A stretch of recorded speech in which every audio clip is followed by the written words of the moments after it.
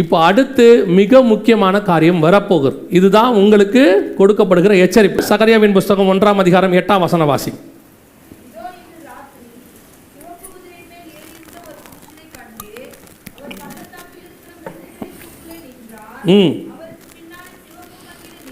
சிவப்பு மங்கின நிறமும் சிவப்பும் மங்கின நிறம் உள்ளது. சிவப்பு போயிருச்சு, அடுத்து என்ன வரணும்? பின்னாடி மங்கினது வரணும். மங்கினது எங்க இருக்குது?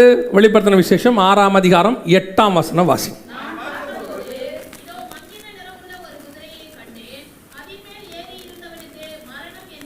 நல்லா கவனிங்க, அண்டர்லைன் பண்ணிக்கோங்க.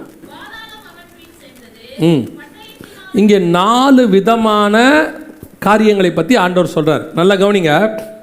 அடுத்த 5 வருஷத்துக்குள்ள 2030க்குள்ள, திருப்பியும் சொல்கிறேன், நான் ப்ராஃபஸி சொல்லலை, நடக்கிற சம்பவங்களுடைய கணக்குகளை வைத்து நான் சொல்கிறேன். இப்போ நடந்த 3.5 வருஷம் இது நடந்துச்சு இல்லையா? கொரோனா 2019 லாஸ்ட்லேருந்து 2023 மே மாதம் வரைக்கும் நடந்துச்சு.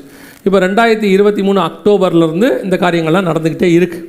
ஸோ இதனுடைய அடிப்படையில் நான் உங்களுக்கு சொல்கிறேன், அடுத்த 5 வருஷத்துக்குள்ள இந்த 4 சம்பவங்களும் ஒன்றாக நடக்கும். எப்போ வேணாலும் இந்த 4 சம்பவங்கள் ஒன்றாக நடக்கும். ஒன்று பட்டயத்தினாலும், 2வது பஞ்சத்தினாலும், சாவினாலும், பூமியின் துஷ்ட மிருகங்களினாலும், பூமியில் கால் பங்கில் உள்ளவர்களை கொலை செய்யும்படியான, இது வெளிப்படுத்தல் 6:8 இருக்கக்கூடியதான ஒரு சம்பவம். இந்த சம்பவத்தில் அடுத்து மங்கின நிறம் உள்ள குதிரை ஒன்று வரணும். ஏற்கனவே சிவப்பு குதிரை கொள்ளை நோய் போயிருக்கு. அதுக்கு அடுத்து கருப்பு குதிரை பஞ்சம். இப்போ மத்திய 24 நீங்கள் வாசிக்கும் போது உங்களுடைய வருகைக்கும் உலகத்தின் முடிவுக்கும் அடையாளம் என்னன்னு கேட்டபோது அதில் ஆண்டவர் சொன்னது பஞ்சங்களும் கொள்ளை நோய்களும். இது ரெண்டும் நம்ம கண்ணுக்கு முன்னாடி போயிருக்கு. இன்னும் அதில் கொஞ்சம் மிச்ச மீதி இருக்குது. என்ன இருக்குன்னு கேட்டிங்கன்னா, யுத்தங்களின் செய்திகளையும், ஜனத்துக்கு விரோதமாய், ராஜ்யத்துக்கு விரோதமாய், அடுத்து பூமி எதிர்ச்சி, இதெல்லாம் அதில் இருக்குது, மிச்சம் இருக்குது. இந்த 2 முக்கியமான காரியம் தான் நடந்திருக்குது, சிவப்பும் கருப்பும். இன்னும் மங்கின நிறமுள்ள குதிரையில் அடுத்த 4 இருக்குது. ஜனத்துக்கு விரோதமாய் ஜனம், ராஜ்யத்துக்கு விரோதமாய் ராஜ்யம், பஞ்சங்கள், அடுத்து பட்டயம், கொள்ளை நோய், இதெல்லாம் இருக்குது. இந்த 4ம் அடுத்து நடக்கக்கூடியதான அடுத்த 5 வருஷத்துக்குள்ளாக, நான் சொல்கிறது மேக்சிமம் இயர்ஸ். திருப்பியும் சொல்கிறேன், ப்ராபஸி இல்லை, எந்த கணிப்பும் இல்லை. உட்காந்துக்கிட்டு யோசிக்காதீங்க, பிரதர் 5 வருஷம்ன்றாருனா ஏதாவது ஒரு கால்குலேஷன் இருக்குமோ, ஆண்டவர் 5 வருஷம் கழித்து தான் வருவாரோ? நான் 5 வருஷம்னு சொல்கிறது ஒரு அப்ராக்சிமேட் கணக்கே ஒழிய வருகைக்கான கணக்கு இல்லை. இந்த சம்பவங்களுக்கான கணக்கு. வருகை எப்போ வேணாலும் வரும். வருகை என்ன செய்யும்? எப்போ வேணாலும் வரும். அவர் வரப்போகிற நாள் சமீபம், ரொம்ப சமீபம். அதுவும் இந்த குதிரை காரியங்கள்லாம் நடக்க ஆரம்பித்த பிறகு வெரி சூன். அப்படி இருக்கும்போது அடுத்து நம்ம எக்ஸ்பெக்ட் பண்ணக்கூடிய மிக முக்கியமான 4 சம்பவங்கள். ஒன்று பட்டயத்தினாலும். இந்த பட்டயம் என்பது எதை குறிக்கிறது அப்படின்னு கேட்டிங்கன்னா, குதிரையின் மேல் ஏறி இருந்து ஒருத்தன் தூதன் பட்டயம் பிடிச்சிருந்தா தான் அதுக்கு பேர் கொள்ளை நோய். நார்மலாக பட்டயம் என்பது எதை குறிக்கிறது? யுத்தத்தை குறிக்கிறது. இயேசு சொல்கிறார்ல மத்திய 24 யுத்தங்களையும் யுத்தங்களின் செய்திகளையும் கேள்விப்படுவீர்கள் அப்படின்னு சொன்னார்ல, அந்த யுத்தம் தான். எசேக்கியேல் 38ஆம் அதிகாரம் 8வது வசனம் ஒருத்தர் வாசிங்க.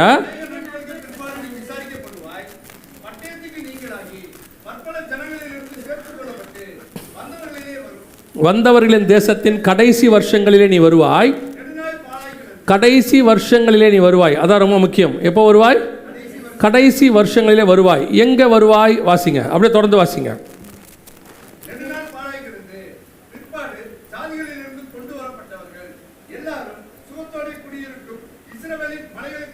இஸ்ரவேலின் மலைகளுக்கு விரோதமாய் வருவாய். அப்போ இந்த பட்டயம் யுத்தம் ஒன்று வரும், கடைசி காலத்தில் வரும். 16வது வசனம் வாசி.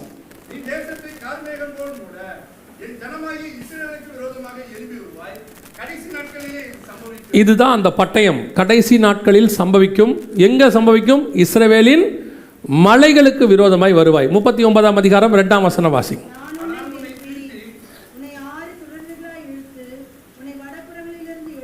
எங்கேருந்து? வடபுறங்களிலிருந்து எழும்பவும் இஸ்ரவேலின். அப்போ வசனம் ஒரு தடவைக்கு 2 தடவை இருக்குது. இஸ்ரவேல் மலைக்கு விரோதமாக சண்டை ஆரம்பிக்கும். இந்த சண்டை தான் 2023 அக்டோபர் மாதம் 7ஆம் தேதி ஆரம்பிச்சிச்சு. நல்லா கவனிங்க, இந்த சண்டை 2023 அக்டோபர் 7 ஆரம்பிச்சிச்சு. அந்த சண்டைக்கு பேர் தான் அலெக்சா. இது இருக்கு பாருங்க, இதான் இஸ்ரவேலின் வடபுறத்திலிருந்து எழும்பினது. இது அந்த சண்டைக்கானது 2023 அக்டோபர் மாதம் 7ஆம் தேதி. எதுக்காக ஆரம்பிச்சதுன்னு கேட்டிங்கன்னா, இந்த மலைக்காக ஆரம்பிச்சிச்சு. இந்த மலைக்காக ஆரம்பிச்சிச்சு. இந்த மலை எங்களுக்கு வேணும்னு சொன்னாங்க. இந்த சண்டை தான் மிகப்பெரிய சண்டையாய் மாற நிறைய வாய்ப்பு இருக்கிறது. எப்படி சொல்கிறீங்க அப்படின்னு கேட்டிங்கன்னு சொன்னால், இப்போ இஸ்ரவேல்கிட்ட இருந்து 2 முக்கியமான காரியத்தை கேட்குறாங்க ஐநா சபையிலேருந்து. ஒன்று இந்த இடத்த கேட்குறாங்க, இன்னொன்று கோலன் ஹைட்ஸ்னு இன்னொரு மலை இருக்குது. 2 மலையை கேட்குறாங்க. இஸ்ரேல் அதை தரமாட்டேன்னு சொல்லிட்டான், அவன் தரப்போகிறதும் இல்லை. ஸோ இப்போ அவங்ககிட்ட இருந்து அதை கட்டாயமாக வாங்குகிற முயற்சி ஒன்று நடக்கும், அல்லது இஸ்ரவேலுக்குள்ளே ஒரு யுத்தம் ஒன்று ஆரம்பிக்கும். இந்த யுத்தம் தான் மிக முக்கியமான ஒரு யுத்தம். நல்லா கவனிச்சுக்கொள்ளுங்க. ஸோ இந்த யுத்தம் தான் அடுத்த சில வருஷங்களில் நடக்கும். இதுதான் அந்த வேதத்தை சொல்லக்கூடிய பட்டயம். எசேக்கியேல் 38:39 கர்த்தர் சொன்ன துல்லியமான தீர்க்க தரிசனம் நிறைவேற தொடங்கிடுச்சு. we are on the way. இது தொடங்கி உங்கள் கணக்கு நீங்கள் பார்த்துக்கோங்களேன். முதலாம் உலக யுத்தம் 4 வருஷம், 2ஆம் உலக யுத்தம் 8 வருஷம், இப்போ இது 3ஆவது வருஷத்துக்குள்ளே போய்கொண்டே இருக்கிறது. ஸோ இது உச்சத்த நியூக்ளியர் வாராக மாறும். எசேக்கியேல் 38லையும் அது சொல்லப்பட்டிருக்கிறது. இதுதான் பட்டயத்தினால் வரக்கூடியதான ஃபர்ஸ்ட். இந்த யுத்தமானது அடுத்த சில வருஷங்களில் நடக்கும் பொழுது, இதைத்தான் ஆரம்பத்தில் நான் உங்களுக்கு சொன்னேன். ஆல்பர்ட் ஐன்ஸ்டீன் சொன்னதாக இருக்கட்டும், யார் சொன்னதாக இருக்கட்டும், மிக மோசமான யுத்தம் நம்முடைய தலைமுறையில், நம்ம ஜென்ரேஷனில் நாம் பார்க்க போகிறோம். இதில் என்ன பெரிய விஷயம் கேட்டிங்கன்னா, இன்னும் இந்த யுத்தத்துக்கு உலகத்தில் உள்ள எந்த மக்களும் ப்ரிப்பேர் ஆகலை. ப்ரிப்பேர் ஆகலைன்னா என்னங்க, யுத்தத்துக்கு எப்படி ப்ரிப்பேர் ஆகிறது அப்படின்னு கேட்டால், இந்த நியூக்ளியர் வாரை இது வரைக்கும் அதோட ரிசல்ட் எப்படி இருக்குன்னு யாருக்குமே தெரியாது. ஏன்னா அப்படி ஒரு யுத்தம் என்ன செய்யலை, வரவே இல்லை. முதல் யுத்தத்தில் தான் ஃபஸ்ட்டு ஃப்ளைட் யூஸ் பண்ணுறாங்க. அது வரைக்கும் அந்த யுத்தத்தை ஃப்ளைட்டை ஜனங்க பார்த்ததில்ல யுத்தத்தில். ஸோ ஜனங்க பிரமிச்சிட்டாங்க, ஸ்தம்பிச்சிட்டாங்க, என்ன பண்ணுறதுன்னு தெரியாமல். 2ஆம் உலக யுத்தத்தில் தான் அணுகுண்டு யூஸ் பண்ணப்படுது, ஹிரோஷிமா நாகசாக்கியில். அது வரைக்கும் அப்படி ஒரு அணுகுண்டை யாருமே என்ன செய்யலை, பார்க்கல. அதோட யுத்தமே ஸ்டாப் ஆயிடுச்சு 1943. இப்போ வர்றது அதை விட 20,000 மடங்கு சக்தி வாய்ந்த குண்டுகளும் மோசமான காரியங்களும் நடக்க போதாம். அதனால் உலக மக்களுக்கு இது எப்படி இருக்கும், இதோட முடிவு எப்படி இருக்கும், அதனால் ஏற்படக்கூடிய விளைவு என்ன, காற்றுல போய் அந்த நியூக்ளியர் துகள்கள் கலந்தால் என்ன ஆகும், சுவாசிக்கிறவங்களுக்கு என்ன ஆகும், யாருக்குமே தெரியாது. இதான் ஃபஸ்ட்டு டைம் வேர்ல்டு பார்க்க போகுது. ஆனால் ஆண்டவர் உங்களுக்கு எனக்கு கொடுக்குற வார்த்தை என்னென்னா, மத்திய 24:6 சொல்கிறாரு, யுத்தங்களையும் யுத்தங்களின் செய்திகளையும் கேள்விப்படுவீர்கள், கலங்காதபடி எச்சரிக்கையாயிருங்கள். இதுதான் நீங்கள் நானும் செய்ய வேண்டிய ஃபர்ஸ்ட் பாயிண்ட். கலங்காதபடி எச்சரிக்கையாயிருங்கள். இப்போ இவ்வளோ விஷயத்த சொல்லிட்டீங்க, எப்படி கலங்காமல் இருக்கிறது அப்படின்னா, இதே தான் கொரோனாவுக்கும் சொல்கிறோம். கொரோனா வந்தபோது அவர் யூஸ் பண்ண மெயின் டூல், ஜனங்களை யூஸ் பண்ண மெயின் டூல் என்னென்னா பயம். ஜனங்களை என்ன பண்ணாங்க, பயமுறுத்தினாங்க. நம்ம எல்லாரும் அறிந்திருக்கிறபடி பயம் ஒரு பாவம். 21ஆம் அதிகாரம் வெளிப்படுத்தின விசேஷத்தில் இருக்குது. நரகத்துக்கு போகிறவங்க லிஸ்ட்டில் ஃபஸ்ட்டு யார் இருக்கிறா, பயம்.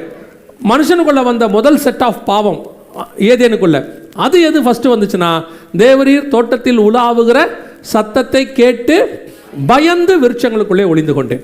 ஸோ பயம் என்பது இதைத்தான் பிசாசு யூஸ் பண்ணோம். யோபு சொல்கிறாருல்ல, நான் பயந்தது எனக்கு நேரிட்டது.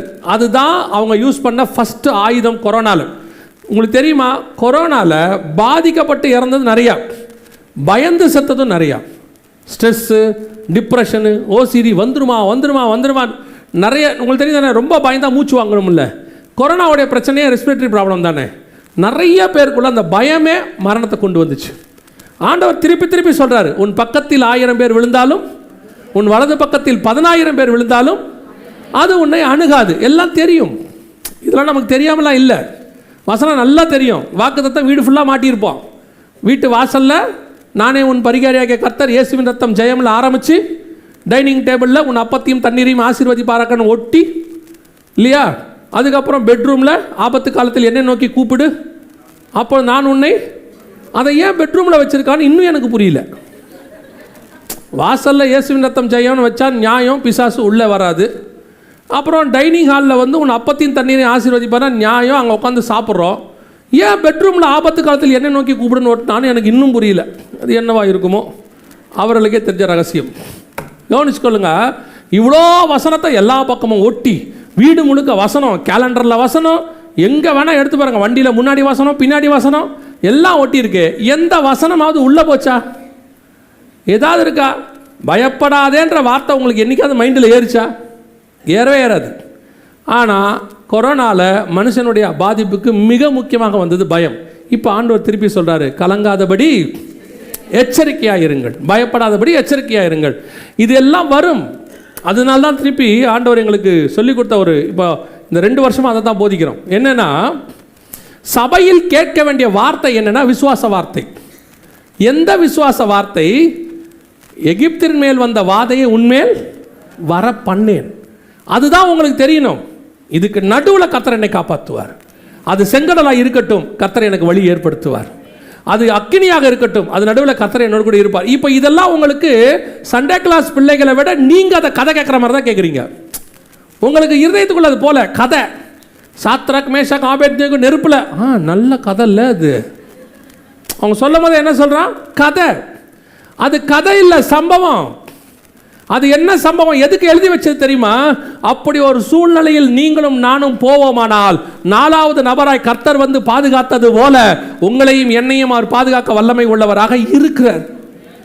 அதுக்கு தான் ஆண்டவர் எழுதி வச்சார். அது மட்டும் இல்லை, பைபிளில் ஏன் இவ்வளோ எல்லாருடைய பிரச்சனையும் இருக்கு? பைபிளில் நீங்கள் ஆதியாகமத்தில் எடுத்துக்கோங்க, அதிலிருந்து வெளிப்படுத்தின விசேஷம் வரைக்கும் எடுத்துக்கோங்க. யாராவது பிரச்சனை இல்லாமல் சொகுசாக இருந்து நீங்கள் பார்த்துருக்கீங்களா? அவனுக்கு பிரச்சனையே இல்லைங்க அப்படின்னு பார்த்துருக்கீங்களா? ஒரு ஆளை பார்த்துருக்கீங்களா? அதுவும் நம்ம பிலிவர்ஸில் நான் சொல்கிறேன், நான் பிலிவரை விட்டுருங்க. பிலிவர்ஸில் பாருங்கள், முதல்ல எடுத்துக்கோங்க ஆபேல். அவன் வாங்கின செத்தே போயிட்டான், கதை முடிஞ்சு இல்லையா? அதுக்கடுத்து நோவா, நீதியை பிரசங்கித்தவனாகிய நோவா. அன்றைக்கி உள்ள அந்த அத்தனை பேரும் கீழ்ப்படியாமல் போன ஆவிகள்னு இருக்குது. அதுக்கப்புறம் ஆபிரகாம், சொல்லவே வேண்டாம், அவர் நிலைமை என்னன்னு உங்களுக்கே தெரியும். அடுத்து ஈசாக்கு, பஞ்ச காலத்தில் ஆண்டவர் எங்கேயும் போகாத இங்கேயே இருந்துட்டார். அங்கே மனைவியை வைத்துக்கொண்டு தன்னை கொலை செய்வாங்கன்னு பயந்து இருந்தான்னு இருக்கு.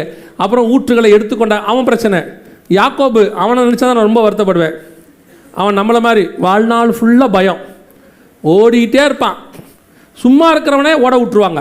அவன் பண்ணு சும்மா தான் இருப்பான். அவங்க அம்மா கூப்பிட்டு சொல்லிடுவான், இங்கே இருந்தால் அவங்க அண்ணன் கொண்டுடுவான், ஓடிடுன்னு. அவன் சொல்ல, ஏமா நான் பண்ணு சும்மா தானே இருந்தேன், நீ தானே எங்கள் அப்பா கிட்ட போய் எல்லாத்தையும் வாங்கிட்டு வர சொன்னேன், எனக்கு தெரியும்டா, நீ தானேம்மா சொன்னேன், எனக்கு வரதெல்லாம் நீ வாங்கிக்கிறேன்னு. இருக்கட்டும், நீ போயிரு. அவன் அங்கே போனால் நல்ல மாமன், அவன் ரொம்ப அருமையான மாமன். அப்படிப்பட்ட மாமெல்லாம் அமைஞ்சானா நம்ம ரசிக்கப்பட்டுருவோம். நிஜமாக தான் சொல்கிறேன். அங்கே போய் அங்கேது பிரச்சனை வந்து அவன் துரத்திட்டு வரான். இங்கே துரத்திட்டு வந்தால் பசங்க 2 பேர் போயிட்டு ஒரு இடத்துல அந்த தீனாள் விஷயத்தில் பண்ணிடுறானுங்க. அங்கேருந்து பயந்து இன்னொரு இடத்துக்கு போனான். நடுவில் வழியில் பார்த்தா ஏசாவை பார்த்து பயம், லாபானா பார்த்து பயம், வாழ்நாளெல்லாம் பயம். அப்புறம் பார்த்தா பென்யமீனை காணோம், யோசேப்பை காணோம். அவன் சொல்கிறான், என் நரைமயிரை துக்கத்தோடு கூட பாதாளத்தில் இறங்க பண்ணுகிறீர்கள். இவங்களை விட்டுட்டு வெளியே இந்த பக்கம் வந்தால் மோச நிலைமை அதை விட கவலைக்கிடமாக இருக்குது. தேவ ஜனங்களோட துன்பத்தை அனுபவிக்க தெரிந்து கொண்டான். நீங்கள் எடுத்து பாருங்கள், பைபிள் முழுக்க பாருங்கள். தானியேலாக இருக்கட்டும், எலியாவாக இருக்கட்டும், எலிசாவாக இருக்கட்டும், மோசேவாக இருக்கட்டும், அல்லது இந்த பக்கம் வந்துருங்க, யோவான் ஸ்நானகனாக இருக்கட்டும், இயேசு கிறிஸ்துவாக இருக்கட்டும், பவுலாக இருக்கட்டும், அத்தனை பேருடைய உபத்திரவத்தை பற்றியும் பைபிள் எழுதுது. ஏன் தெரியுமா? இது எல்லாத்துலேயும் ஆண்டவர் சொல்கிற ஒரே வார்த்தை, இவைகளுக்கு நடுவில் இவர்களை பாதுகாத்த நான் உன்னையும் பாதுகாக்க வல்லமை உள்ளவராக இருக்கிறேன். அதனால தான் எழுதி வச்சிருக்கிறார். என்னென்ன சூழ்நிலை உங்கள் வாழ்க்கையில் வருமோ அத்தனை சூழ்நிலைக்கான ஆளையும் பைபிளில் இருக்கான். சிலர்லாம் சொல்லுவாங்க தெரியுமா, யாருக்குமே வராத பிரச்சனை, அப்படி ஒன்று கிடையவே கிடையாது. ஒருத்தர் வந்து எங்கிட்ட சொன்னார், நான் யோபுவை போல சோதிக்கப்படுகிறேன் அப்படின்னாரு. 10 பிள்ளையும் செத்து போச்சான்னு கேட்டேன். யோபு போல சோதிக்கப்படுறதுனா என்ன? நல்ல உடம்பு முழுக்க பரு வந்து இந்த கொட்டாங்குச்சி எடுத்து சுரண்டிக்கிட்டு 10 பிள்ளையும் செத்து போய் மொத்தமாக போச்சு. ஒன்றும் கிடையாது. அவருக்கு என்ன பிரச்சனையாக இருந்திருக்கோ அந்த அம்மா திட்டிருக்கோம் வீட்டில். அந்த அம்மா வந்து சொல்லியிருக்கோம், தேவனை தூஷித்து ஜீவனை விடுன்ற மாதிரி கொஞ்சம் அந்த அம்மா கேவலமாக ஏதோ சொல்லியிருக்கும் போல. உடனே அந்த ஆள் சொல்லிட்டார் எங்கிட்ட, யோபுவை போல நான் சோதிக்கப்படுகிறேன். ஒருத்தர் வந்து எங்கிட்ட சொன்னார், இயேசுநாதருக்கே வராத பிரச்சனை எனக்கு வந்துருச்சுன்னார். எனக்கு அது இன்னும் ஆச்சரியமாக இருந்துச்சு. ஏன்னா பைபிளில் சொல்லியிருக்கு, அவர் தாமே நம்மை போல எல்லா விதத்திலும் சோதிக்க. அப்படின்னா பிரச்சனை உனக்கு என்ன? இல்லை, எங்கள் அம்மாவும் எங்கள் ஒய்ஃபும் சண்டை போட்டுக்கிறாங்க, மாமியார் மருமக பிரச்சனை. நியாயமான விஷயம், இயேசுநாதருக்கே வராத பிரச்சனை இல்லை இல்லையா? ஆமாம், ஆண்டவர் தப்பிச்சது அது ஒன்றில் மட்டும்தான் இல்லை. அவர் நம்முடைய பாடுகள் எல்லாவற்றையும் ஏற்றுக்கொண்டு ஒன்று மட்டும் நம்மகிட்ட கொடுத்துட்டார். இதை சமாளித்து நீ பரலோகத்துக்கு வந்துடுறா, பெரிய ஆள்றா நீ அப்படின்ட்டு. இல்லை, அது ஒரு பெரிய விஷயந்தான். அது இல்லை, இஸ்ரேல் பாலஸ்தீன பிரச்சனையை கூட சால்வ் பண்ணிடலாம், இது ரெண்டுத்தையும் சால்வ் பண்ணவே முடியாது. பார்த்துருக்கீங்களா? அது ஆண்டவர் பண்ணுற ஒரு பெரிய ஆசீர்வாதம் என்னென்னா, நீங்கள் எவ்வளோ ஜெபம் பண்ணுங்க அதுலேருந்து மட்டும் விடுதலையே கொடுக்க மாட்டார். உங்கள் எல்லா நீங்கள் இதில் ஒரு பெரிய கொடுமை என்ன நடக்குன்னா, நீங்கள் எவனுக்காக ஜெபம் பண்ணுவீங்க அவனுக்கு சுகமாக்கும். இதுக்கு ஜெபம் பண்ணுவீங்க, இது நடக்கவே நடக்காது. என்ன ஆண்டவரே அப்படின்னா ஆண்டவர் சொல்வார், பசியோ பஞ்சமோ பட்டயமோ நிர்வாணமோ நாசமோசமோ உனக்கு இருக்கா? இல்லை, மொத்தத்துக்கு இதை வச்சுக்கோம்ப. அவ்வளோதான், மொத்தம் இல்லைடா, இது ஒன்று தாண்டா உனக்கு, நீ இதை தாண்டி பரலோகத்துக்கு வந்துரு. அவ்வளோதான். பாருங்கள், நீங்கள் யோசிச்சு பாருங்கள், ஒருத்தன் பரலோகத்தில் ஏன் அழுவான்? பரலோகத்தில் எவனா அழுவானா? வசனம் சொல்லுது, ஆட்டுக்குட்டியானதாமே அவர்கள் கண்ணீர் யாவையும். அவன் போனவொடனே பரலோகத்தை பார்த்தோன்னா அழுகுறான். என்னத்துக்கிட்ட அழுகுற? காப்பாற்றி கொண்டாண்டிங்க ஆண்டவரை, சோத்திரம்ப்பா, பிரைஸ்தலா, என்னை எப்படி பத்திரமா காணாண்டிங்க அப்படின்னு. என்ன செய்ய? அதனால தான் ஆண்டவர் சகோதரர்களை பார்த்தா எழுதியிருக்காரு, கவலைப்படாதீங்க, இவர்கள் மிகுந்த உபத்திரவத்திலிருந்து வந்தவர்கள். சரியா? சரி, கவனிங்க. என்ன சொன்னாலும் இப்படிலாம் பேசி தான் நம்மளை ஆறுதல் படுத்திக்க வேண்டியிருக்கு, வேறு வழியும் இல்லை. அவங்க என்ன நினைக்கிறாங்க தெரியுமா? நீ என்ன வேணால் பேசு, அது போனால் திருப்பி அப்படியே தான் இருக்கும். அது ஏசுனதுக்கு அப்புறம் அது ஒன்று மட்டும்தான், அந்த பிரச்சனை மட்டும்தான் நேற்றும் இன்றும் என்றும் மாறாது, அது அப்படியே தான் இருக்கும், இல்லையா? சரி, கவனிங்க. அப்போது இவ்வளோத்துக்கு நடுவுலையும் கர்த்தர் நம்மளை காப்பாற்றி என்ன செய்கிறாரு? பத்திரம் இதெல்லாம் ஏன் எழுதி கொடுத்துருக்கிறாரு அப்படின்னு சொன்னீங்கன்னா, இத்தனை பிரச்சனைகளை உடையதான அத்தனை பேருடைய கேரக்டரையும் எழுதி ஒரே பைபிளாக கொடுத்துருக்காரு. நீ உனக்கு என்ன பிரச்சனை இருக்கோ அதை பாரு, அந்த பிரச்சனையை நான் எப்படி காப்பாற்றினேன்னு பாரு, அப்படி காப்பாற்றினா உன்னையும் காப்பாற்ற வல்லமை உள்ளவராக இருக்கிறேன். அதான் கர்த்தர் சொல்லக்கூடியதான மிக முக்கியம். அப்போ யுத்தங்களையும் செய்திகள் என்ன செய்வோம்? கேள்விப்படுவீர்கள், வரும். இது வரைக்கும் உலகம் பார்க்காத மிக மோசமான யுத்தம் வரும். ஆனால் அது உங்களையும் என்னையும் அணுகாது. பகலில் பறக்கும் அம்பிற்கும் இருள் நடமாடும். பகலில் பறக்கும் அம்புனா என்ன? ஏவுகணை விடுறத பற்றி தான் இருக்குது. அன்றைக்கி வில்லு விட்டா இன்றைக்கி ஏவுகணை விடுறான். அவன் என்ன வேணாலும் விடட்டும், எப்படி வேணாலும் விடட்டும்.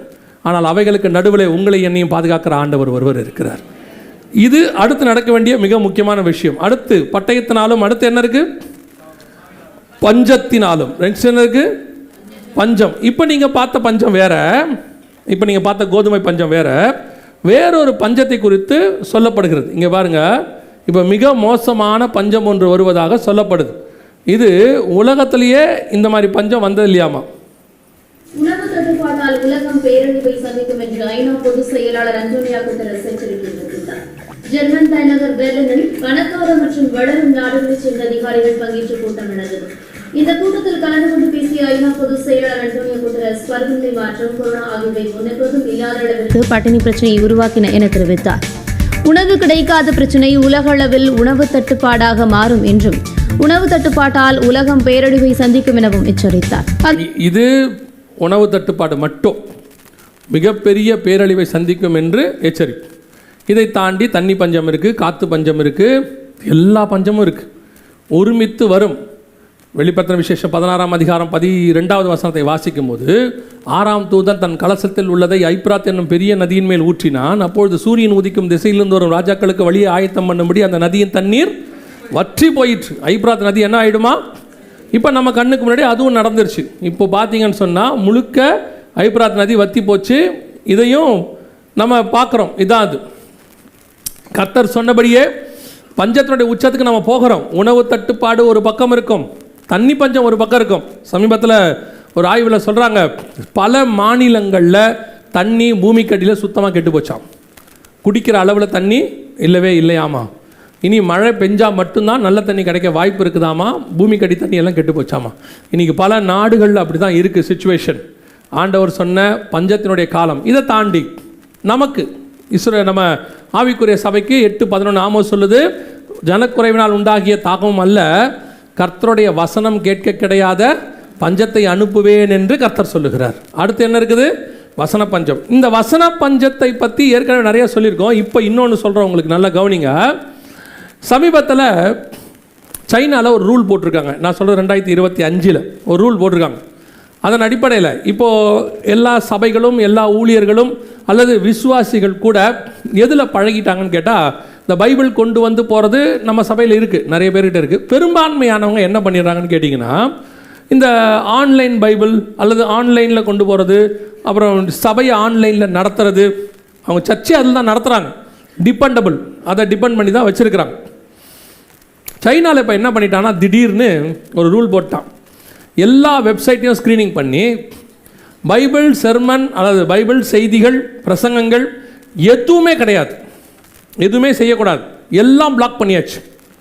ஆல்ரெடி சர்ச் நடத்தக்கூடாதுன்னு சொல்லி சர்ச்சை அவங்க குடும்பப்படுத்தி அண்டர் கிரவுண்ட் சர்ச்சஸ் தான் இருக்குது. இப்போ ஆன்லைனில் இருக்கிறது எல்லாத்தையும் தடை பண்ணிட்டாங்க. அதுக்கு அவன் ஒரு காரணம் சொல்கிறான், நீங்கள் ஆன்லைனில் அப்படி பண்ணுறீங்க இப்படி பண்ணுறீங்க அப்படின்னு சொல்லிட்டு போட்டாச்சு. இன்னும் சில நாடுகளில் ஆன்லைனில் பேசுகிறதுக்கு கூட ரெஸ்ட்ரிக்ஷன் வச்சுருக்காங்க. இப்படி தான் பேசணும், மிராக்கிள்ஸ் பற்றி பேசக்கூடாது, இயேசு அற்புதம் செய்தார்னு சொல்லக்கூடாது, இயேசுவின் போதனைகள் மட்டும்தான் செய்யணும், அவர் செய்த அற்புதத்தை சொல்லக்கூடாது, ஜனங்களை நீங்கள் மிஸ்கைட் பண்ணுறீங்க. இப்படி ஒரு குரூப். நீங்கள் எந்த ஆன்லைனை நம்புறீங்களோ அந்த ஆன்லைனில் வசனம் கிடைக்காத காலம் ஒன்று வருகிறது. திருப்பியும் சொல்கிறேன், இன்றைக்கி சபைகளுடைய விஷயம் என்னென்னா, கொரோனா வந்த பிறகு இனிமேட்டு லாக்டவுன் வந்தால் பிரச்சனை இல்லை, பார்த்துக்கலாம், நம்ம எப்படியாவது ஆன்லைனில் என்ன கிடைக்கும், வசனம் கிடைக்கும், செய்தி கிடைக்கும் அப்படின்னு சொல்லி அவங்க என்ன நினைக்கிறாங்க, ஒரு யோசனை பண்ணுறாங்க. திருப்பியும் சொல்கிறேன், ஆன்லைன்லேயும் கிடைக்காது, ஆன்லைன்லேயும் வசனம் கிடைக்காது.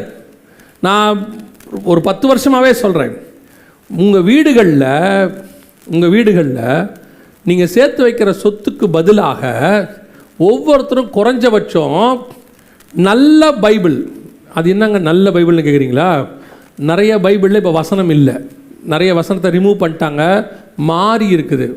கரெக்ட் வேர்ஷனில் உள்ள பைபிளை ஒரு 5 பைபிள் 10 பைபிளாவது வாங்கி வைங்க, ஒவ்வொருத்தரும் வாங்கி வைங்க, பைபிளை வாங்கி வீட்டில் வைங்க.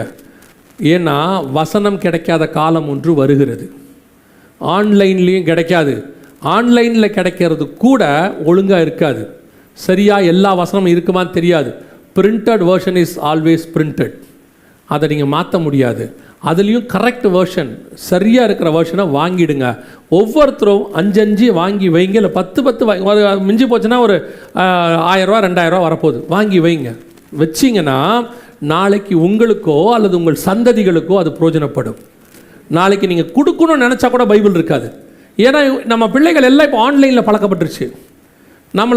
அவன் சபைக்கு வரும்போதே ஃபோனில் தான் வரான், பைபிள் தூக்கிட்டு வர வெக்கப்படுறான்.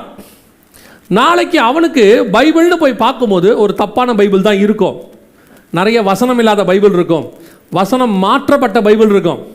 தமிழில் ஒரு வேர்ஷன் வந்திருக்கு இப்போ புதுசாக. அந்த வேர்ஷனில் அவன் என்ன போட்டிருக்காங்கன்னா, அவருக்காக ஒரு ஆட்டுக்குட்டி அடிக்கப்பட்டதுன்னு இருக்குல்ல, ஆட்டுக்குட்டிக்கு பதிலாக கால்நடை அடிக்கப்படுதுன்னு போட்டிருக்கு. கால்நடை என்னன்னு கேட்டால், சில நாடுகளில் ஆட்டுக்குட்டி இல்லையாமா, அங்கே இருக்கிறவங்களுக்கு ஆட்டுக்குட்டினா என்னன்னு தெரியாதாமா. ஸோ கால்நடைங்கிறது காமன் வேர்ட், கால்நடைங்கிறது ஒரு காமன் வேர்ட். அப்படி போட்டுட்டிங்கன்னா எல்லாருக்கும் புரியும். ஆட்டுக்குட்டிக்கு பின்னாடி இருக்கிற ஸ்பிரிச்சுவாலிட்டி அவங்களுக்கு என்ன தெரியல. ஆட்டுக்குட்டிங்கிறது யாரை குறிக்குது? இயேசு கிறிஸ்துவோடைய பலியை குறிக்குது.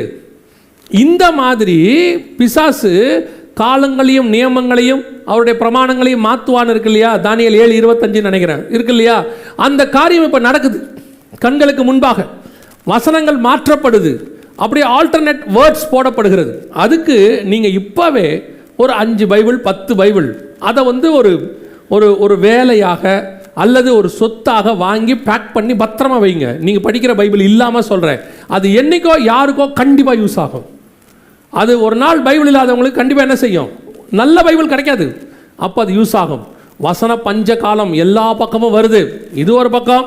இன்னொரு பக்கம் ஆன்லைனில் வசனத்தை தப்பாக போதிக்கிறது அல்லது வசனத்தை உங்களை விட்டு திருப்புறது, சத்தியத்தை விட்டு திருப்புறது, இது அதிகமாயிருச்சு. தயவு செய்து விசுவாசிகளுக்கு சொல்லுகிறேன், எல்லா வகையான பஞ்சம் வெளியே இருக்குது, அடையாளம் அது நமக்கு தெரியும். சாப்பாட்டு பஞ்சம், தண்ணி பஞ்சம், காற்று பஞ்சம் அதெல்லாம் இருக்குது. அதையும் தாண்டி வசன பஞ்சம் ஒன்று இருக்குது. அது நமக்குள்ளே நமக்குள்ளனா இப்போ உலகத்துக்குள்ளே அதிகப்படியாக இருக்குது.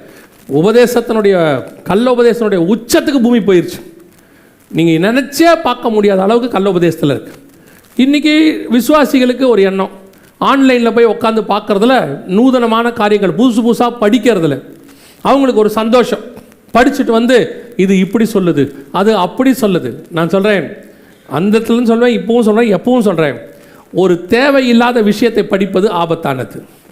உங்களுக்கு என்ன தேவையோ அதை படிங்க.